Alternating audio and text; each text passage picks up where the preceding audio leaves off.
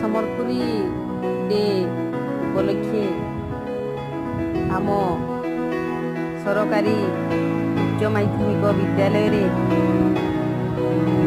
ଆମର ପ୍ରିନ୍ସିପାଲ ମହୋଦୟା ଶ୍ରୀମତୀ ନବନୀତା ନାୟକ ଏବଂ ମୁଁ ସହକାରୀ ଶିକ୍ଷୟିତ୍ରୀ ଶ୍ରୀମତୀ ବିଲେଶ୍ୱରୀ କୁମ୍ରା ତଥା ଆମ ଏହି ଉଚ୍ଚ ମାଧ୍ୟମିକ ବିଦ୍ୟାଳୟରେ ନବାଗତ ଭାବରେ ଯୋଗଦାନ କରିଥିବା ଆମର ଅଧ୍ୟାପିକାମାନେ ଆମେ ସମସ୍ତେ ଗୋଟେ ଛୋଟିଆ ର୍ୟାମ୍ପ ୱାର୍କ ଆମେ କରିଥିଲୁ।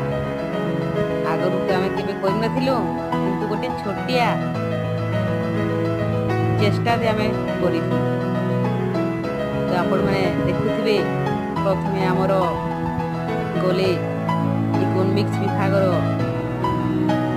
ଲେକ୍ଚରର ହାତୀ ପଢ଼େଇ, ତାପରେ ପରେ ଗଲେ ଆମର ଇତିହାସ ବିଭାଗର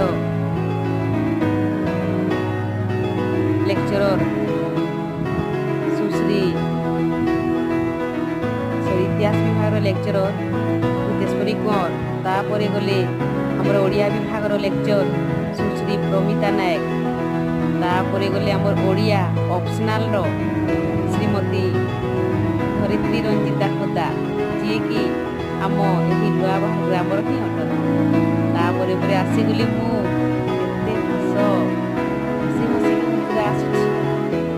ମୋର ର୍ୟାମ୍ପ ୱାର୍କ ସରିଲା ଏବଂ ଶେଷରେ ଆସିଲେ ଆମ ବିଦ୍ୟାଳୟର ପ୍ରିନ୍ସିପାଲ ମହୋଦୟା। ସେ କେମିତି କରିବେ କ'ଣ କରିବେ କହୁଛନ୍ତି ଏବଂ ଲାଷ୍ଟରେ ଗୋଟେ ଏମିତିକା ଗୋଟେ ପୋଜ୍ ଦେଇକି ସମସ୍ତଙ୍କୁ ଆଶୀର୍ବାଦ ଦେଇକି ଆମର ର୍ୟାମ୍ପ ୱାର୍କଟି ଶେଷ କଲେ। Thank you.